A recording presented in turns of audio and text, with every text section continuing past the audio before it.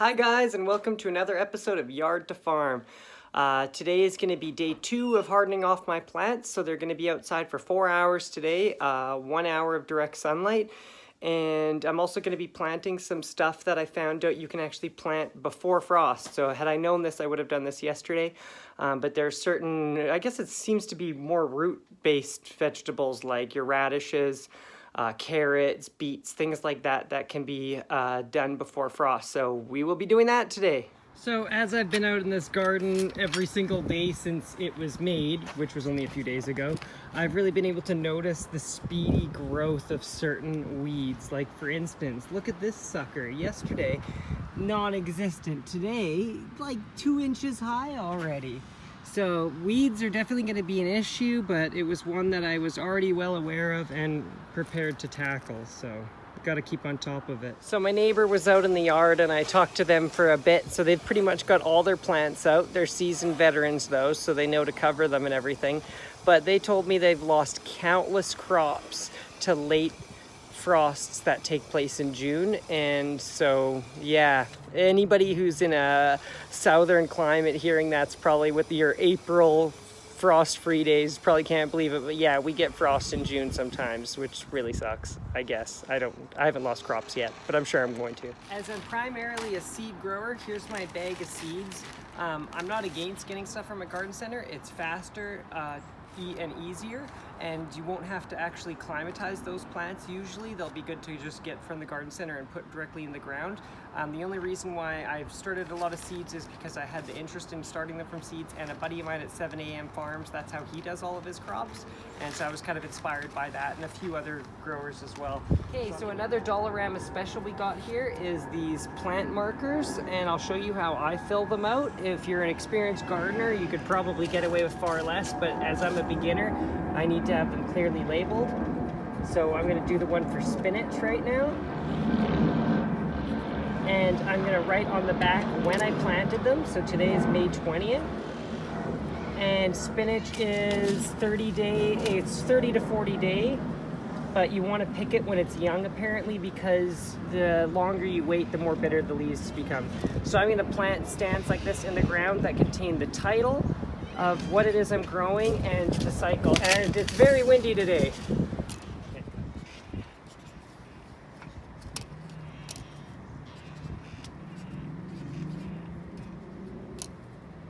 Okay, to start the planting, I think we've decided we're going to make this whole bed beets. So I'm just going to slightly mix the soil because I don't want it powdery dry. I want it slightly workable to make rows.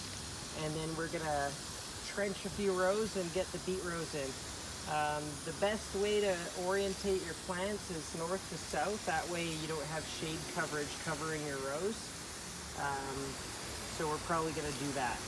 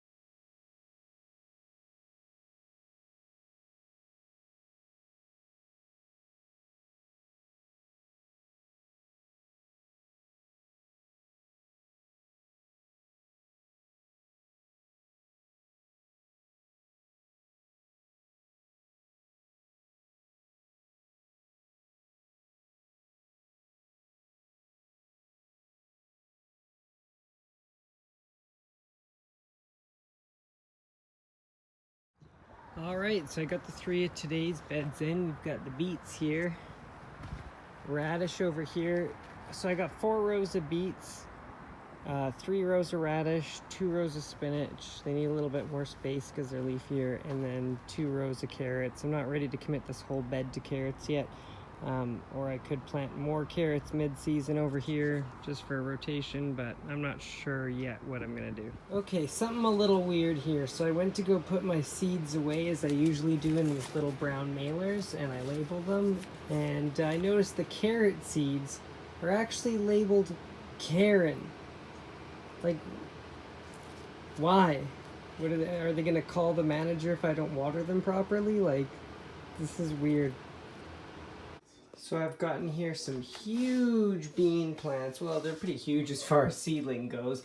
Considering they're in a tiny little pod, like about the length of my thumb, they're huge and they are in desperate need of transplanting.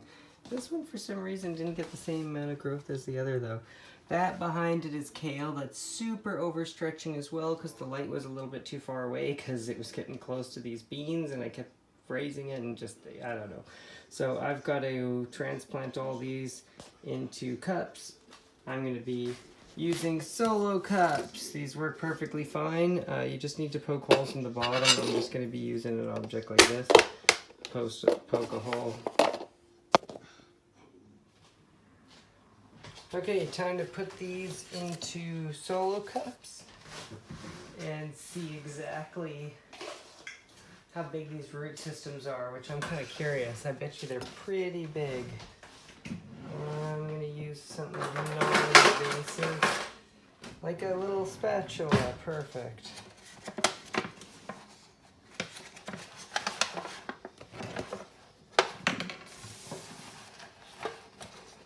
Well, the root systems are definitely doing good, especially for a few of these.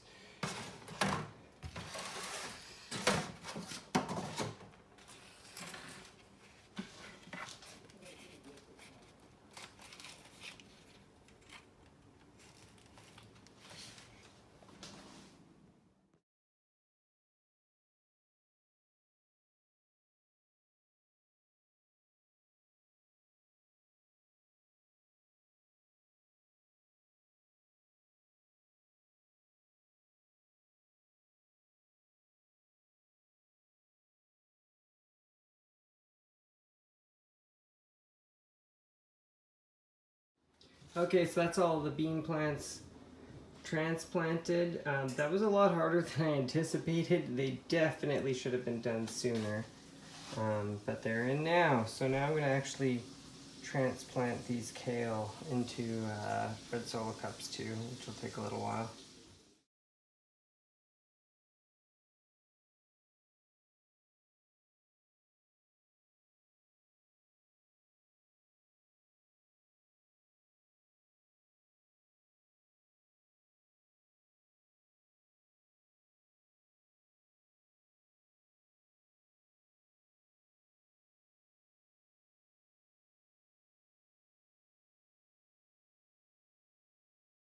Okay, so the beans were pretty terrible to transplant, but this kale was significantly worse. I don't know if I should have started it indoors or just waited outside, but it was not easy to transplant. Well, that's pretty much it for me today, guys. Thanks for watching, and I'll see you guys next time.